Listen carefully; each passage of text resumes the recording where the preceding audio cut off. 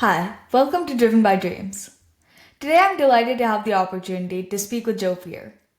Joe is the host of the Hustle and Flowchart podcast and an expert in using online content and AI to help founders and business owners grow their brands and increase their sales.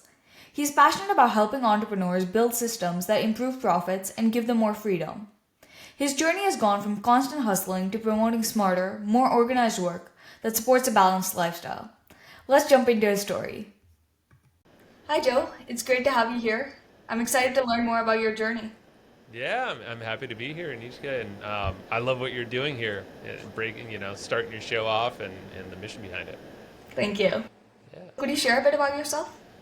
I can. Yeah, let's see. I've been in business, I guess, for myself since I graduated high school, and it's like right when I got married. So I was like 22 or so. I got married pretty young, and I don't know, I did kind of like the opposite of what most people would do, is like right after university is get a job or a career, and getting married. Typically you don't start risking something and just like jumping into entrepreneurship. But yeah, I did that because I wanted my own freedom. I trusted myself, I feel like, more than a boss or a company to kind of drive what my future can look like. So that honestly was the thing that had me take the leap. Not totally having everything figured out, but I knew enough, and kind of networking and people to follow. That's kind of what gave me the confidence to take the leap into entrepreneurship. And what I've always done is things online around media, creating content. Like it started with blogging, and I created podcasts for over 10 years now, a few different shows. And the thing I have figured out is you can create content, but also drive awareness to whatever thing that you're trying to put attention on. And, you can monetize that way. So you can make money, of course, build a business behind content, or like what you're doing here, connecting with people. And while you grow your network, there's ways to do some really cool collaborations and start unique businesses behind all of it. And that's kind of what I've done. I've had so many different business models, so it's like, but content and podcasting like we're doing right here is exactly what it's always been like the pillar behind it all. So, what inspired you to go after content? I didn't feel like I was the expert in a lot of it, like especially on the business side, because I wanted to learn. I wanted to learn from, so the reason why I started my podcast, I'll start there, since that's now like 8 years old, I think it is. 600 plus episodes for my podcast. It's called Hustle and Flowchart. It's a business and kind of marketing style podcast. And I started that with a friend of mine a long time ago. Now it's just my show. We were like not the dumb guys in the room, but we weren't the experts. So we wanted to bring the smartest people to us so we can selfishly learn from people and ask them any questions we wanted to. And then at the same time, we didn't realize this at the time, but we're like, oh, we're actually growing a network of our own. We're creating trust with someone that we bring on to our stage, like we call like the podcast, like our virtual stage. And just imagine like us, now we'll have this connection, this bond that we've chatted for 30, 45 minutes. And at the end of it, you could do something cool with that person. Maybe you refer them to something else. Maybe you can collaborate on a project together. They can maybe point you in a direction to solve a problem that you were facing that you uncovered during the talk. So that was like our big why, and my why still is I will never let go of my podcast for as long as I can at least handle it, or until the internet breaks. I feel like it's so valuable, and you never know what cool things can come from it. I don't know what my next year looks like in business, to be very honest. And I don't think most entrepreneurs do, unless I think they'd be lying if that's the case. So just kind of dive into it, and I feel like podcasting and content has done that for me. That's great. So, with over 600 podcast episodes and millions of downloads, what are the key factors that contributed to the success of your podcast? Showing up. So consistency, I think, is the key with everything. And it doesn't mean you need to crank out like an episode a day, but I'll say on the podcasting side, consistency was key, but also the systems behind it. So making sure you're catering to how you work the best. So like all of us have different work ethics, different ways we organize ourselves, how we think, our personalities. It took me so long to figure out what I'm good and bad at, because I would honestly beat myself up over things like that. I'm like, oh, I'm not organized enough to. Well, great. You can always delegate. There's people to help you out, and or there's artificial intelligence now, AI, and all these different systems that weren't around when I started. But now it's like you can, with some basic systems, a lot of this stuff can help you keep on point. And when it comes to consistency, back to that, because that's really the big thing, is show up, is to figure out the systems that work best. What I love to do is batch my recording times. And so I'll record my podcast typically one day a week on Thursdays. And like shows like yours, usually there's like one other day of the week, like today is Wednesday. What day of the week is it? And this will be a little bit more of a flex, thing for me as a guest. But when it comes to my own content, Thursdays are the days I know I'm going to focus. I'm going to probably record 3 episodes or more that day, maybe some other kind of content. And then that could be used for weeks ahead of time. And having that buffer has allowed my show to never miss a beat. Sometimes it is 2 a week, but typically it's 1 episode a week at minimum. And that keeps, I think it's more for me. That's nothing that the podcast systems and all that stuff, I don't think they really care as much. It's more for me to know, like, this is continuing, there's a benefit to it. It does help with subscribers and expectations too, but yeah, consistency. Okay. So, other than consistency, what advice do you have for people who want to start their own podcast? I would start by going on other shows first before starting your own. Starting your own is good. It just takes a little bit more effort, and there's a lot more of the doing that you need to do. So things like editing, of course, publishing, and then promoting and all that stuff, which I think is a great thing to do, and I'm happy you're doing it.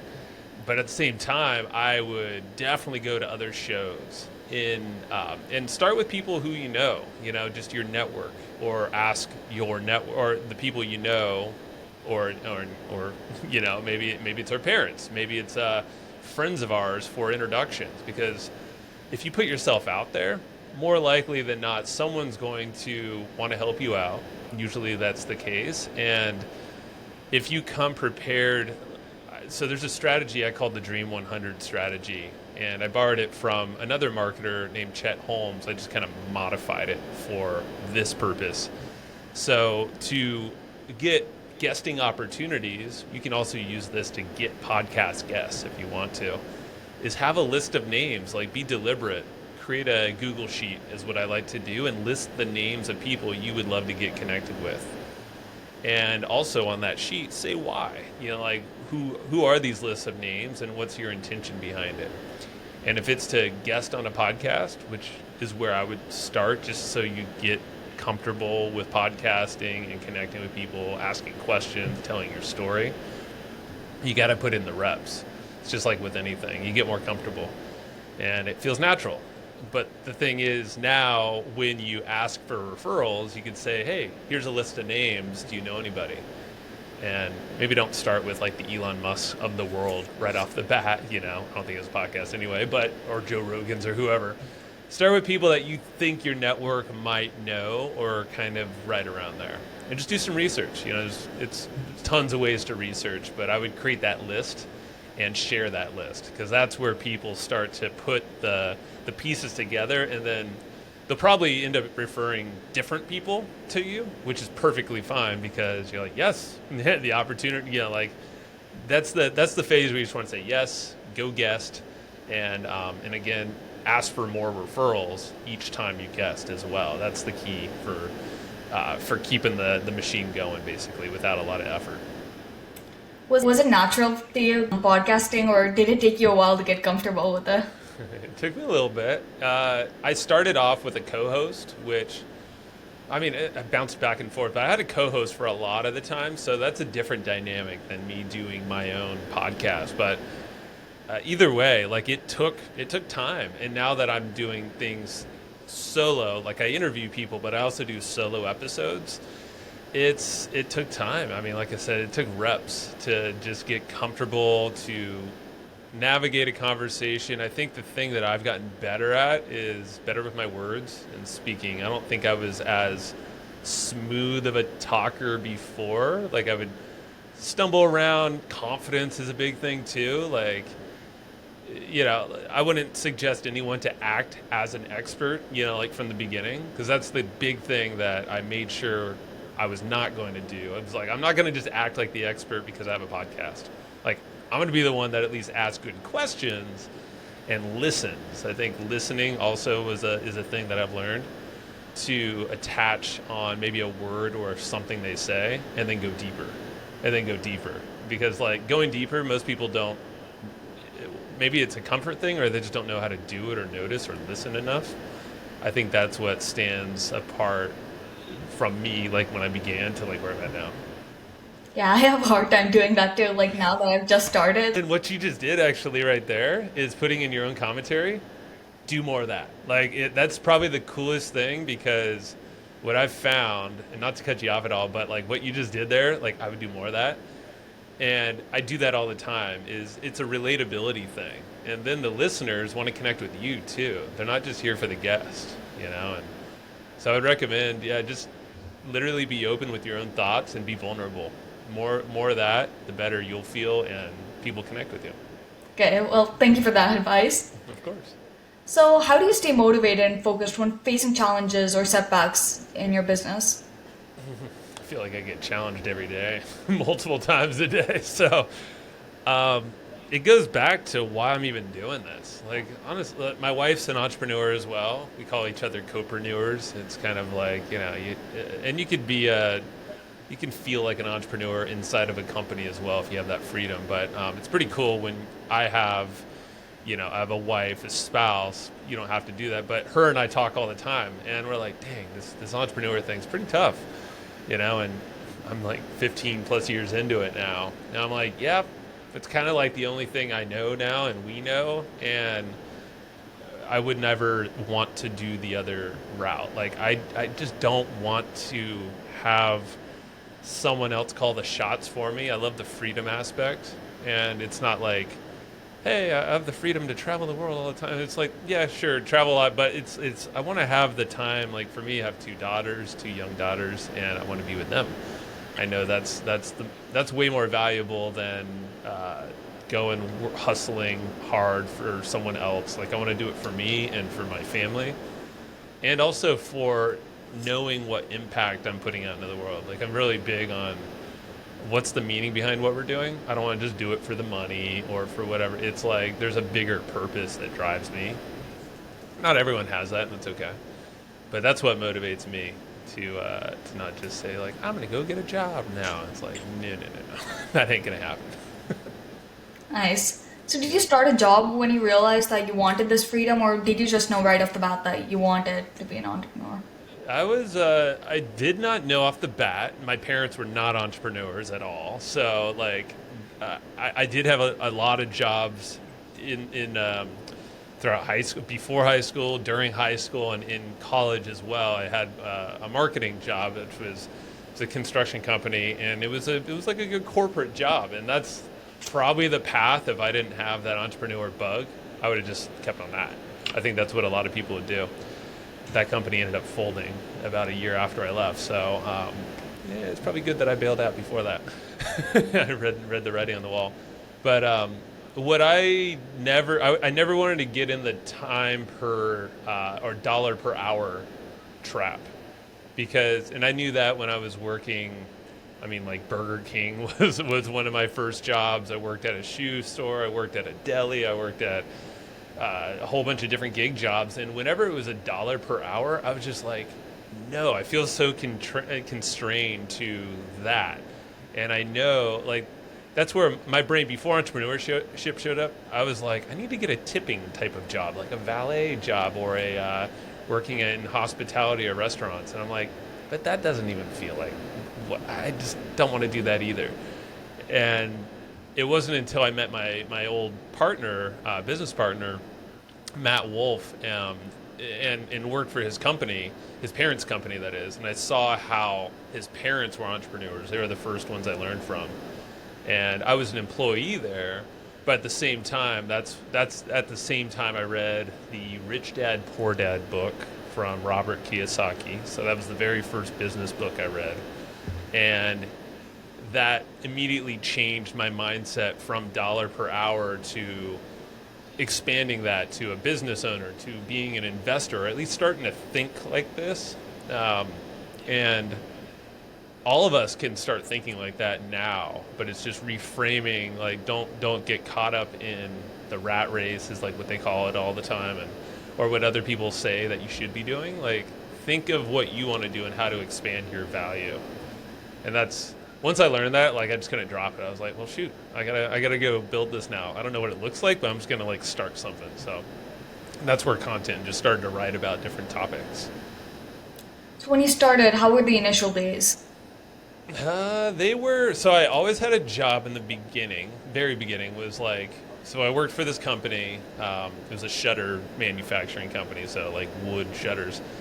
And my friend Matt was there as well. It was his parents' company. So him and I would exchange ideas back and forth, and we would both create blogs at the time and figure out how to monetize it. We usually sold like affiliate products. So we get a percentage of selling someone's, let's say, an information product, some training course.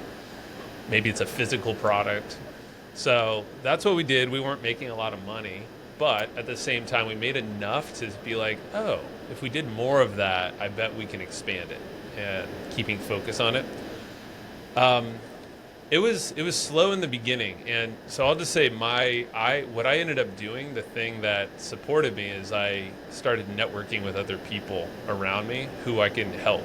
I knew my skill sets were in content, like writing, but also in media, like design. And I knew that from work in college and even before. I was always the one that would like design the PowerPoints or maybe put a pitch deck together, improve the writing, and just kind of do that kind of thing. And so I took that into a couple of the consulting things I would offer. So I would help people create videos online that would sell their products. So like demo videos or promo videos. I would figure out how to make those, but I would sell that through going to like local meetups, or I go to events.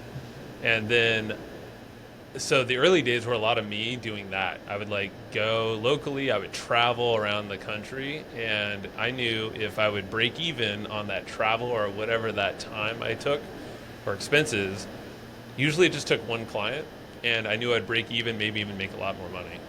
And I literally just did that over and over and over. Those are my hustle days where like I don't do that anymore, but I still have that networking mindset, and that's why the podcast comes in and is so valuable now. Okay, so as an entrepreneur, how have you evolved over time, and what are some valuable lessons that you've learned along the way? I would say knowing myself is probably the biggest thing, to know that like, what are my strengths? Where do I really thrive? And then what are the things I just shouldn't do, and maybe delegate or just like completely say, hell no, like I will not do that. So knowing my personality, there's assessments out there that you can take, like the DISC assessment, DISC. There's one called the Kolbe, KOLBE, and that one's a paid one. I think the DISC is free, but doing a couple of those, they're not always personality tests, but there's like aptitude assessments, or just like how would you perform in the best possible scenario. And it kind of like, if you do enough of this stuff and then reflect on this, and also just reflect on your days, like that's like, start tracking the tasks that you're doing. Like, what's bringing you energy? Like, is that a good thing? Maybe put like a little arrow up, if you're tracking these tasks. Or is this draining you? Is it stressing you out? Is it bringing you anxiety? Maybe that's not the best thing to do. Maybe that's something that you need to delegate or just kill completely from your doing. So that has helped a lot for me to basically ask for help, because that's always something that that's something a lot of us have trouble with. Entrepreneurs is asking for help. So knowing myself, asking for help, and then pacing, slowing down. Um, there's a hustle phase. Like my podcast is called Hustle and Flowchart. So I fully believe starting off or maybe something new, you hustle. You got to figure it out. You got to grind a little bit, but do it in a sprint, not all the time. I think that's the difference. Like think of like a cheetah or something. They're not going to run a freaking marathon at full out sprints. Like they're going to go for a little bit and then they're going to nap and reflect on whatever an animal does, but like do that. Like we're all just animals. So like we can't burn out. That's the big thing. I've burnt myself out many times. I've seen other entrepreneurs. It's because we all feel like we got to do it all, or we're prideful, or we can't ask for help. But that's all garbage. Like, don't do that, because you're just hurting yourself. So yeah, pacing. That's like a huge word that up until literally like 2 years ago wasn't really in my vocabulary. So that's a big one. You said at the beginning that you had a hard time delegating tasks and finding out what you were good at and what you weren't. So how did you find out your strengths? Yeah, those tests are a big one, the strengths. I would listen for feedback, ask for feedback. Again, this is where, like your dad Raj, we're in a mastermind together, and you can ask, if you're struggling with something, maybe you put it to a group of people that trust you or that you trust, Could be in person, could be to your spouse, it could be to your partner, it could be your best friend, and get some genuine feedback. Like I think that's something when you ask for help, but to someone or a group of people that genuinely want to support you. I think that's the best way to figure out what you're great at, and don't feel bad. Yeah, like a lot of people just don't want to feel or look dumb. Or like they don't know enough, but it's just like, well, luckily now we have AI and all these search tools to at least gather enough information. Like they're all free at this point to at least get enough information. But then genuinely ask for feedback. And then that way you can kind of check yourself a little bit so you're not living in a bubble. Yeah, I know. Even though people say there's no such thing as a stupid question, it sometimes still feels like that. And it's like, should I ask for this? That's normal. Yeah. I feel it all the time. And so the way you get over that is just keep asking stupid questions. Like the ones at least that might feel a little uncomfortable, because they're typically the ones that everyone has in their mind. And I know this has been said before, but like I hear it on feedback from my podcast many times. And different, I loved it when you went down this path, because I was totally wondering about, and I was just on a webinar before this teaching business owners how to leverage AI to scale what they're doing, and there's a lot of dumb questions, and we talk about that all the time. I mean, I still ask them, and I think that's how you fill in the gap and then get more confidence overall too. So you mentioned that you were teaching them about AI. What sparked your interest in AI? Yeah, that's I've been using. Well, AI is crazy. It's everywhere now. It's obviously like a very hot thing that people want to know about. They're probably scared of it in some ways. There's a lot of things. I've been using it for it's like 5 years or so now, for different marketing, like writing and things like that. So I was starting to see the power of it. It was machine learning more than anything. But with AI now, I mean, the thing that I like and what I like to focus on is using technology to expand us as humans. Like, so what we're the best at, you can now use AI to expand that in a much bigger way. So I'll just give you an example. One of the companies I advise as a marketing advisor is called Delphi.ai. It's DELPHI. And their big thing is cloning, which sounds a little weird. It's not actually biologically cloning people, but it's like, if you imagine, we all have content we create. So like a podcast like this, YouTube videos, books, or articles online that we publish, all of that stuff can get loaded into an AI or this clone. And then someone else, let's say one of your listeners on the podcast, if you have your own clone, can now ask it questions. They can type to it, they can talk to it with voice, and they can even do a video chat, kind of like FaceTime. And it's all going to sound and look like you and respond like you, based off of what you can program it that way.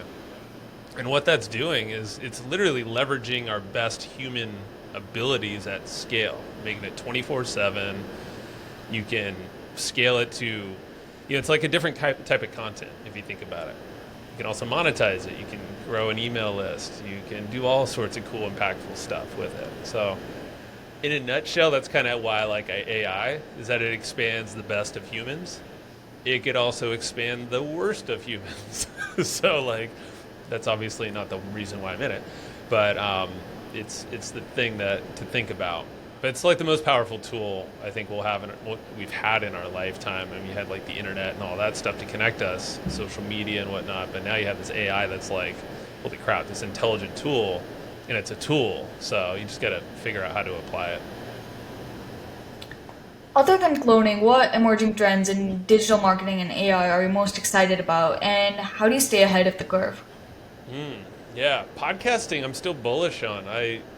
I love it because, especially video podcasting like we're doing here. I mean, I'll just say it, like we're using riverside.fm to record this. I use the same tool for my podcast.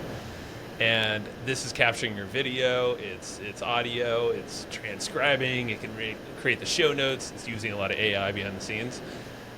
I'm bullish on this because YouTube specifically, even though I haven't cracked the code yet, it's starting to go that way. There's a lot of discoverability, like just using the platform to find your people. You don't need the biggest numbers, like view numbers or listener numbers, to have a successful, and successful is in quotes because it's however you define it. But like you can create a great business and lifestyle behind a show that you put out there that doesn't even need to be that large. But as long as it's talking to the right people that engage and genuinely interact with you in some way, I'm bullish on that more and more because that's what the algorithms are doing more of. Is like they're going to find you the best people that engage with you. So as long as you're making great content that speaks to them, positioning it like with a podcast, I think is the easiest way to capture the video and audio all in one time. So you can then use that for at least the best platform where your people are living. You know what I mean? So it's like it makes your work less, but it's more leveraged. That's it. Okay, well, thank you. I think that's a good point to wrap this up. Do you have any last thoughts or advice you'd like to share? Well, because I mean, your listeners remind me, but like younger entrepreneurs, right? Like just starting out. Yeah. Yeah, I mean, it's I mean that phase. It's scary and exciting all at the same time, and there's a lot of unknowns. And I mean, the world's moving faster than ever with like new technology and like who do you trust? What platform am I on?